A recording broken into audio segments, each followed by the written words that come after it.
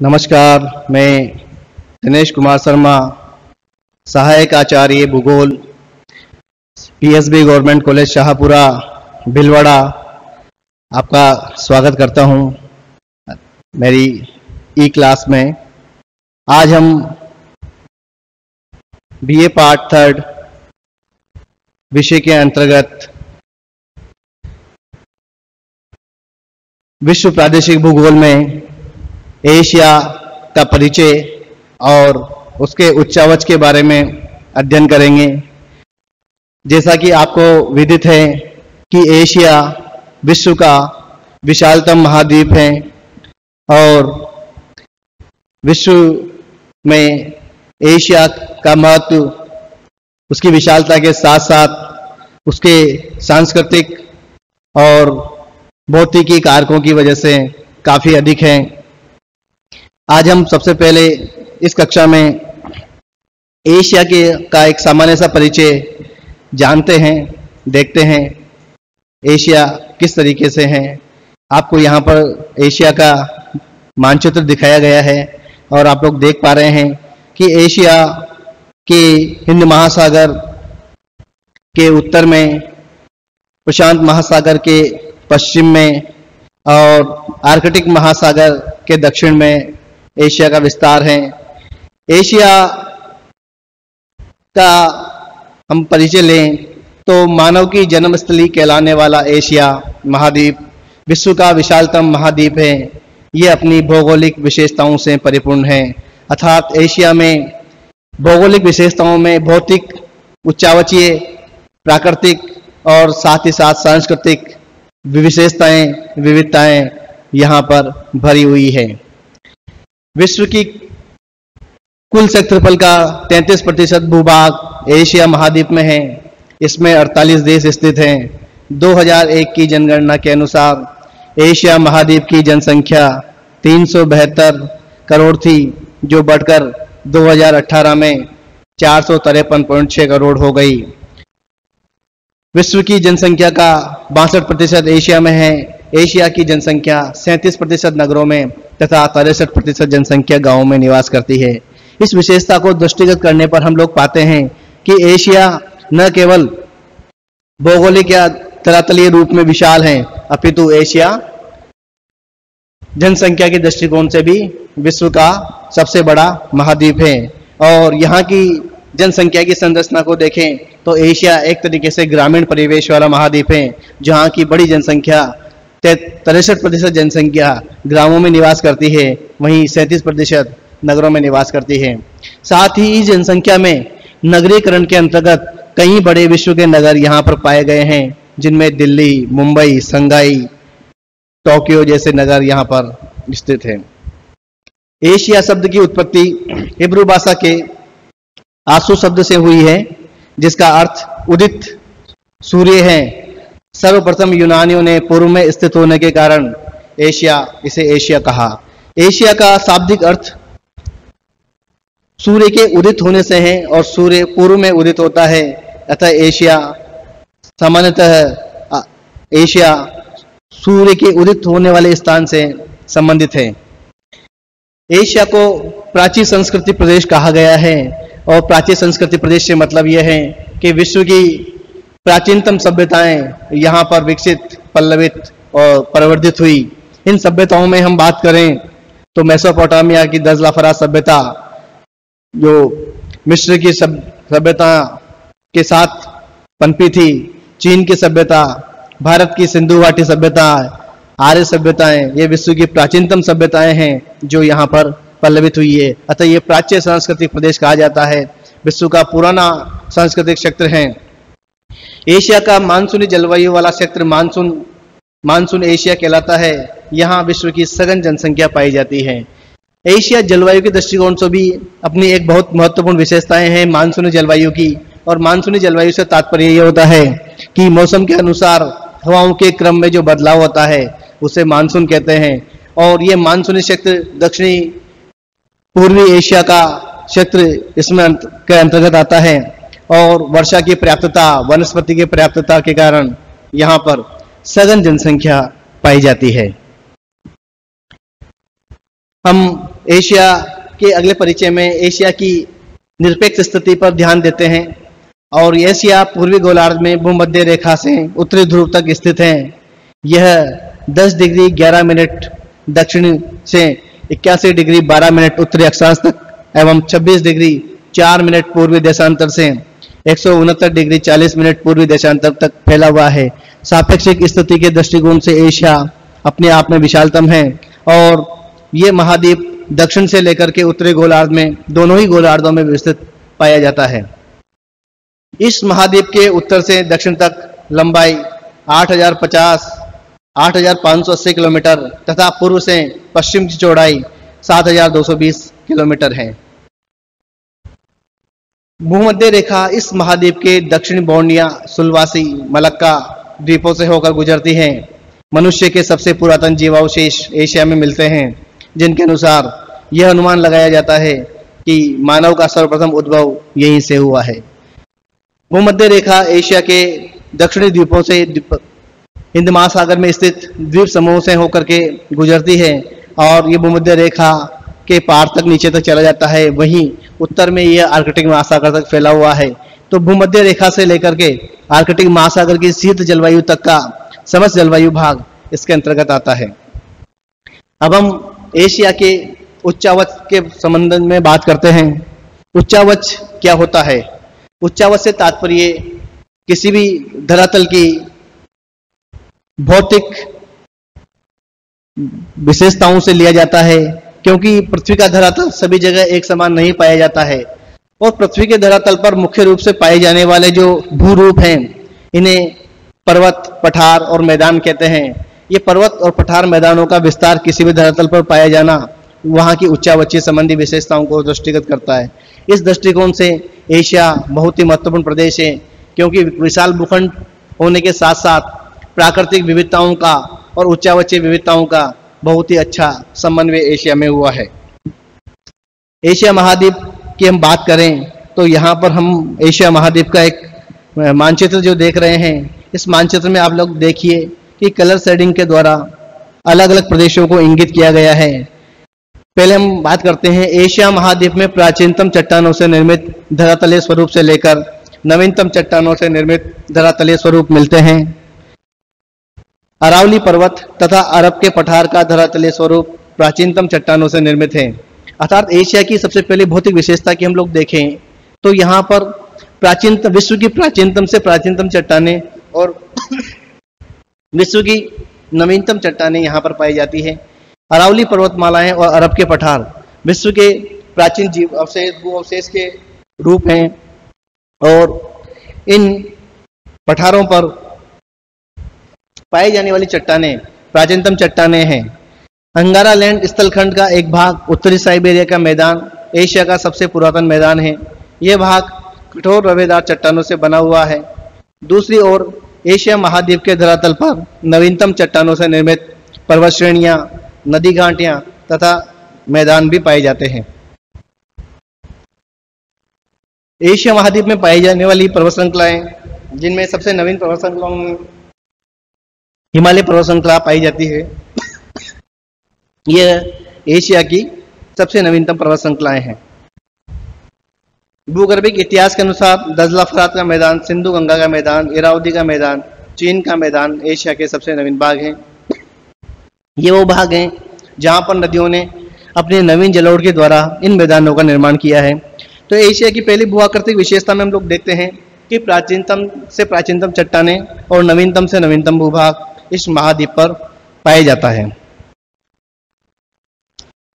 और इस भाग में आप लोग देख रहे हैं कि जो ये पूरा पर्वतीय क्षेत्र है, ये नवीन पर्वतमालाओं का क्षेत्र है, जो विश्व की सबसे ऊंची पर्वतमालाएं हैं। यहाँ पर हिमालय पर्वत श्रृंखला का विस्तार यहाँ से यहाँ तक है। इसी के साथ लगता हुआ ये कुंडुल पर्वत का क्षेत्र है।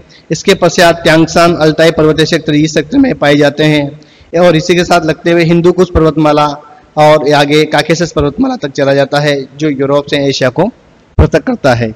साथ ही साथ ये जो हरे प्रदेश आप देख रहे हैं, ये यहाँ के मैदानी भाग हैं, जो नदियों के द्वारा निर्मित मैदान हैं। ये भारत का गंगा ब्रह्मपुत्र सिंधु का मैदान यहाँ पर है। इसी के साथ ये चीन का हवांगबो यांगटीसी का मैदान है और ये मीनाम और मेकाम के मैदान भी यहाँ पर पाए जाते हैं। ये विश्व के नवीनतम भाग हैं। एशिया को 5 प्रमुख प्राकृतिक विभागों में विभक्त किया जा सकता है, अर्थात एशिया की भौतिक विशेषताओं के आधार पर हम एशिया को 5 मुख्य भागों में बांट सकते हैं। इनमें पहला है उत्तर की निम्न भूमि। एशिया महाद्वीप के उत्तरी भाग की जो धरातलीय क्षेत्र है वह एक लोअर बेसिन के रूप में है, निम्न भूमि के रूप में है, अर्थात आर्कटिक महासागर से लगता हुआ एशिया का भूखंड एक नवीन भूमि, निम्न भूमि है, लोअर बेसिन है। और एशिया महाद्वीप के उत्तरी भाग में विशाल निम्न भूमि का विस्तार है। उत्तरी भाग में विस्तृत यह निम्न भूमि त्रिभुजाकार मैदान के रूप में फैली है, जिसे साइबेरिया के मैदान के नाम से जाना जाता है। इस मैदान के उत्तर को आर्कटिक महासागर, पश्चिम को यूराल पर्वत, दक्षिण व दक्षिण पूर्व की ओर एशिया का मध्यवर्ती पठार क्रम स्थित है, अर्थात इस मैदान के उत्तर में आर्कटिक महासागर है और पश्चिम की ओर यूराल पर्वत है जो एशिया और एशिया और यूरोप को अलग करता है। दक्षिण की ओर मध्यवर्ती पठारों का क्रम आ जाता है, जिनमें मंगोलिया का पठार, त्यानसन का पठार यहाँ पर स्थित है। इसके उत्तरी भाग को उत्तर की निम्न भूमि कहते हैं। पश्चिम की ओर यूराल पर्वत श्रेणी से यूरोप महाद्वीप से अलग करती है। संरचना के आधार पर इस मैदान का निर्माण तथा नदियों के निक्षेपण एवं वृत्त हिमनदों द्वारा हुआ है। यदि हम उत्तर की निम्न भूमि की बात करें, उसके निर्माण की प्रक्रिया की बात करें, तो इस मैदान का निर्माण 2 प्रकार के प्रक्रमों के द्वारा हुआ है, जिनमें नदियों के द्वारा लाए गए निक्षेपों का जमाव कर देने के से और साथ ही साथ इस क्षेत्र में आने वाले एक सिक्वेंशल जो हिमयुग आए हैं, ग्लेशियल पीरियड आए हैं, उनके द्वारा और उनके जो अवशेष हैं, गोलाश्म मृत्तिकाएं हैं, उनके द्वारा इस मैदान का निर्माण हुआ है। इस विशाल मैदान को स्थानीय विशेषताओं के आधार पर 4 उपविभागों में विभाजित किया जा सकता है। इस मैदान के 4 उपविभाग हैं जो विशेषताओं के आधार पर हम बांट सकते हैं। इनमें पहला है पश्चिमी साइबेरिया का विस्तृत मैदान, जो साइबेरिया के पश्चिमी भाग में है और ये एक ठंडा प्रदेश है। पूर्वी साइबेरिया का मैदान, पर्वतीय भाग, पूर्वी साइबेरिया में कई छोटे बड़े पर्वत यहाँ पर पाए जाते हैं।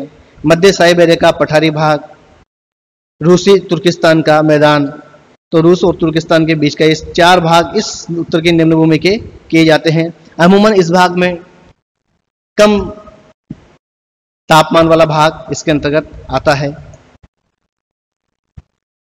दूसरा एशिया का भौतिक विभाग मध्यवर्ती पर्वत पठार क्रम है, जो एशिया के मध्यवर्ती भागों में पाए जाने वाले पर्वत और पठारों का श्रृंखला यहाँ पर पाई जाती है।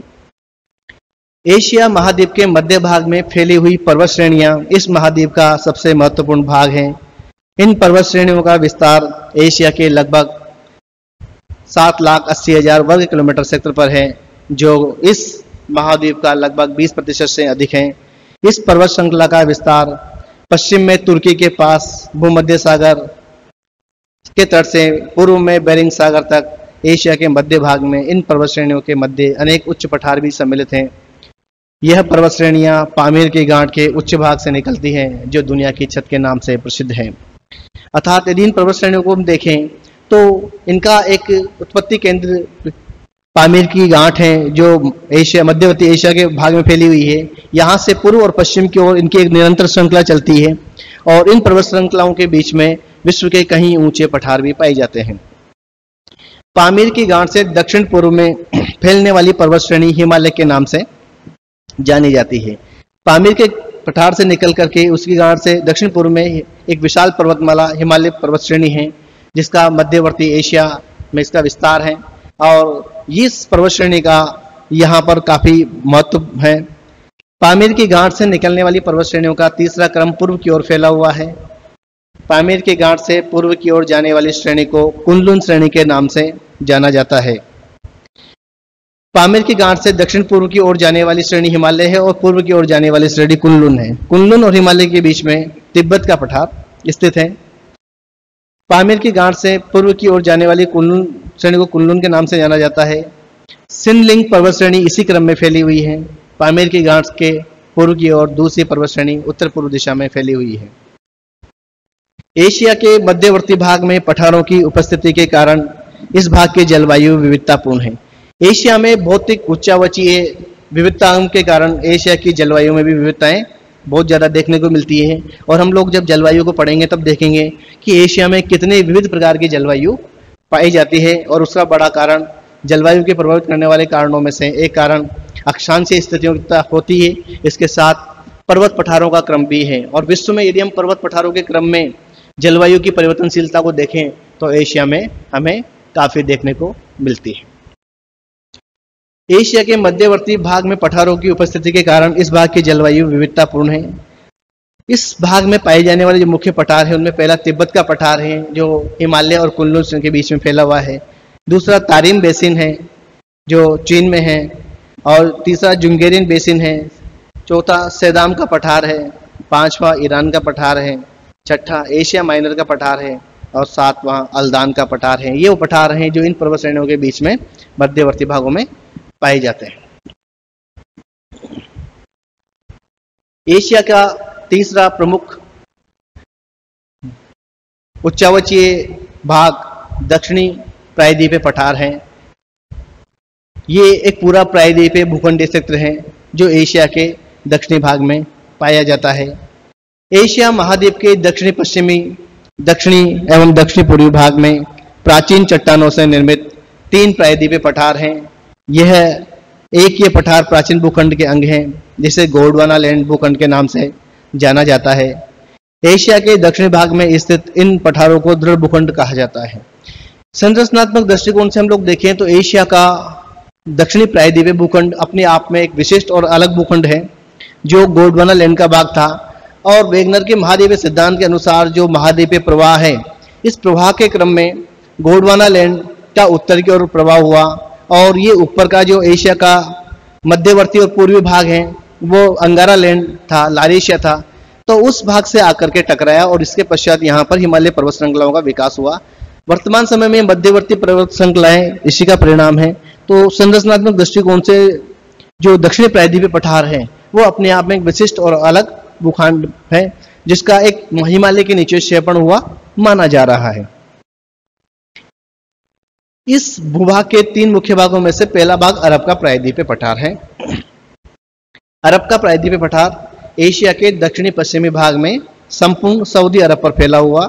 यह पठार पूर्व में फारस की खाड़ी तथा पश्चिम में लाल सागर के मध्य प्रायद्वीपीय रचना करता है तथा यहाँ प्राचीन कठोर व रवेदार चट्टानें जैसे ग्रेनाइट और नीस की प्रधानता है। इस पठार का विस्तार पश्चिमी एशिया के महासागरीय तटीय भागों पर है और यह एक सऊदी अरब और दक्षिण पश्चिम एशिया में फैला हुआ है।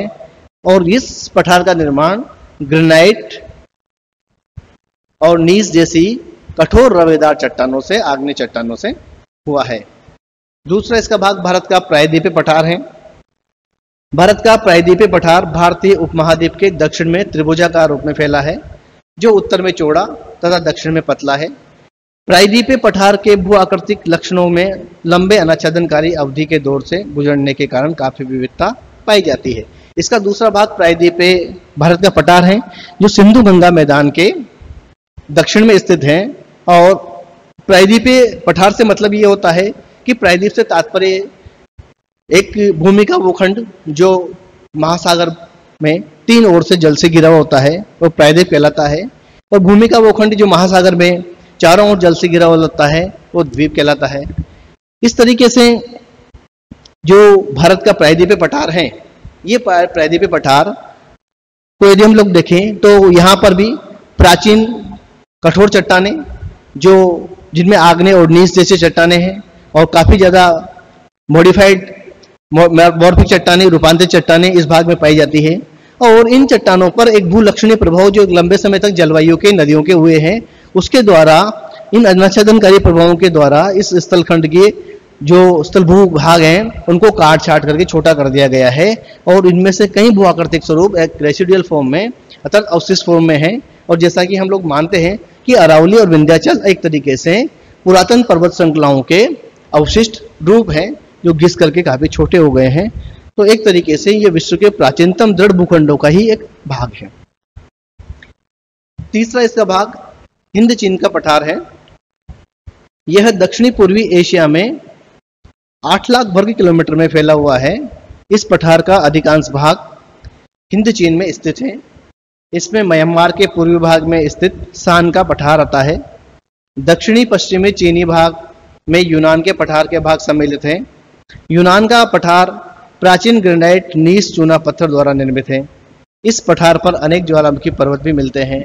इस पठारी भाग पर से पूरे साल्विन नदी प्रवाहित होती है, जिनमें ये पठार वियतनाम, लाओस और म्यांमार सीमांत में होने के कारण सामरिक दृष्टिकोण से महत्वपूर्ण है। यदि हम तीसरे पठार की बात करें तो ये हिंद चीन का पठार है, जो एशिया के दक्षिणी पूर्वी एशिया द्वीप समूह के देशों पर ये पाया जाता है, जिनमें म्यांमार, वियतनाम, लाओस, कंबोडिया, इन देशों में इसका विस्तार है। और इसका सामरिक दृष्टिकोण से बहुत महत्व है, क्योंकि कई देशों के मध्यवर्ती भागों पर है। और इसी के साथ यहाँ साल्विन नदी प्रवाहित होती है, जो इस बार पठार पे बहने वाली एक मुख्य नदी है। यदि हम एशिया के अगले भूआकृतिक स्वरूप की बात करें तो नदी घाटियां हैं। नदी घाटियों से तात्पर्य नदियों के द्वारा निर्मित उनके बहाव क्षेत्र में घाटियां हैं, नदी घाटी कहते हैं। नदी घाटियों का विश्व की प्राचीन सभ्यताओं से और विकास की क्रम से बहुत गहरा संबंध रहा है। और नदी घाटियां मानव के लिए न केवल जल अपितु उपजाऊ योग्य नवीनतम मृदा भूमि भी उपलब्ध करवाती हैं। यदि हम विश्व की विकास क्रम को देखें तो बड़ी बड़ी सभ्यताओं का विकास इन नदी घाटियों के किनारे ही हुआ है। एशिया महाद्वीप के नदी घाटियां क्षेत्रफल की दृष्टि से तो कम से कम पर ही विस्तृत है, लेकिन मानवीय उपयोग के दृष्टिकोण से यह नदी घाटियां अत्यंत महत्वपूर्ण है, क्योंकि एशिया की 3/4 जनसंख्या इन्हीं नदी घाटियों में निवास करती है। यह नदी घाटियां अत्यंत उपजाऊ है, इसी कारण इन्हें सभ्यता का पालना कहते हैं। इनमें दजला, फरात, सिंधु, गंगा, ब्रह्मपुत्र, इरावदी, मिनाम, मिकांग, सिक्यांग आदि मुख्य हैं। यदि हम इन नदी घाटियों के इतिहास क्रम पर देखें तो एशिया की सभी बड़ी सभ्यताएं, जिनमें चीन की सभ्यता है, भारत की सभ्यता, सिंधु घाटी की सभ्यता, मेसोपोटामिया की सभ्यता, ये सब सभ्यताएं हैं, इनके नदी घाटियों के किनारे विकसित हुई है। अतः इन्हें सभ्यताओं का पालना कहा जाता है और विश्व की सभ्यताओं का अध्ययन इन्हीं नदी घाटियों के किनारे किया गया है। ये नदी घाटियां कम क्षेत्र में विस्तृत होने के कारण भी विश्व के दृष्टिकोण से बहुत महत्वपूर्ण है, क्योंकि यहीं से मानव जीवन की विकास यात्रा और उसका विकास का क्रम प्रारंभ होता है। एशिया के 5वें भूरूप पे हम चर्चा करें तो द्वीप समूह मालाएं पाई जाती है। एशिया अपने 3 ओर से जल से घिरा हुआ क्षेत्र है, जिसमें दक्षिण में हिंद महासागर है, पूर्व में प्रशांत महासागर है, उत्तर में आर्कटिक महासागर है, इसके पश्चिम में स्थलखंड यूरोप आ जाता है। तो 3 ओर से जल से घिरे हुए क्षेत्र में उत्तर जो आर्कटिक महासागर का क्षेत्र है वो हिमाच्छादित रहता है, क्योंकि ये बिल्कुल कम तापमान का क्षेत्र आ जाता है। यदि हम इसके पूर्व पश्चिम में बात करें तो यहाँ पर कई विशाल छोटे बड़े द्वीप पाए जाते हैं, द्वीपीय देश हैं। दक्षिणी पूर्वी द्वीप समूह जहाँ पर कई छोटे छोटे द्वीप मिलकर के देश बने हैं। तो ये द्वीप मालाएं एशिया के दृष्टिकोण से बहुत महत्वपूर्ण है।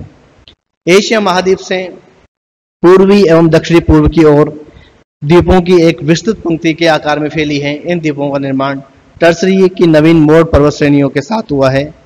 इन द्वीपों पर लावा की मोटी परत निक्षेपित है। आज भी यहाँ अनेक सक्रिय ज्वालामुखी हैं। इन द्वीपों की यदि हम भूतात्विक या भौगोलिक संरचना, भूगर्भीय संरचना को देखें तो इनकी आंतरिक चट्टानें प्राचीन लावा चट्टानों से निर्मित हैं, और वहीं साथ में इन गोंडवाना लैंड के साथ लगती हुई जो पर्वत श्रेणियां हैं, टर्सरी युगीन पर्वत श्रेणियां हैं, उन टर्सरी युगीन नवीन मोड़दार पर्वत श्रेणियों के विकास क्रम के साथ यहाँ पर ऊपर नवीन मिट्टी पाई जाती है। परंतु साथ ही साथ सक्रिय रूप से यहाँ पर कई ज्वालामुखी क्षेत्र भी पाए जाते हैं। और इन ज्वालामुखियों में हम लोग देखें तो अंडमान निकोबार के साथ लगता हुआ बैरंग द्वीप, इंडोनेशिया के साथ लगते हुए क्राकटाओ जैसे ज्वालामुखी, सुंडा पर्वत पर स्थित जो ज्वालामुखी है, इसके साथ अनंत कई सारे सक्रिय ज्वालामुखी यहाँ पर पाए जाते हैं, जिनमें म्यांमार का माउंट पोपा यहाँ पर स्थित है। इस तरीके से ये द्वीपमालाएं अपने आप में एक विशिष्टीकृत भूस्वरूप है। एशिया के उच्चावची भू लक्षणों के बारे में हम लोगों ने देखा और हम लोगों ने जाना कि एशिया का भौतिक स्वरूप विविधीकृत है और इस विविधताओं के ने यहाँ पर कई सारी विशेषताओं को जन्म दिया है। इस विशाल भूखंड को अनेक विविधताओं से पूर्ण से भरा हुआ है। यदि हम लोग एशिया के अंदर ही दक्षिणी प्रायद्वीपीय क्षेत्र भारत को हम लोग देखते हैं तो भारत अपने आप में एक उपमहाद्वीपीय विशेषताएं लिया हुआ है। अब मैं यहाँ पर आप अंतिम समय में आपसे ये चर्चा करना चाहूँगा कि महाद्वीप से तात्पर्य क्या होता है, क्योंकि हमने विश्व के प्रादेशिक भूगोल में महाद्वीपवार प्रदेशों के रूप में अध्ययन करना है। हम लोगों ने देखा है कि प्रदेश एक विश्व का एक विशेष क्षेत्रफल होता है, वो भूभाग होता है जहाँ पर कई तत्वों की समानताएं पाई जाती है और एक विशाल भूखंड जहाँ पर है। तो महाद्वीपों के अंतर्गत महाद्वीप अपने आप में एक प्रदेश है और एक विशाल प्रदेश है जहाँ पर प्राकृतिक, सांस्कृतिक और भौगोलिक समानताओं के साथ साथ कई सारी छोटी विविधताएं भी यहाँ देखने को मिलती हैं।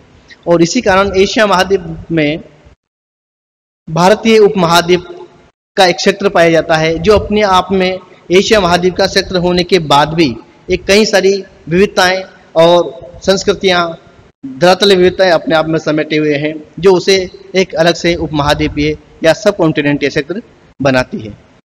हम अपने अगले लेसन में एशिया के आगे वाले भूभाग में एशिया के प्रवाह के बारे में, अपवाह के बारे में, ड्रेनेज सिस्टम के बारे में चर्चा करेंगे।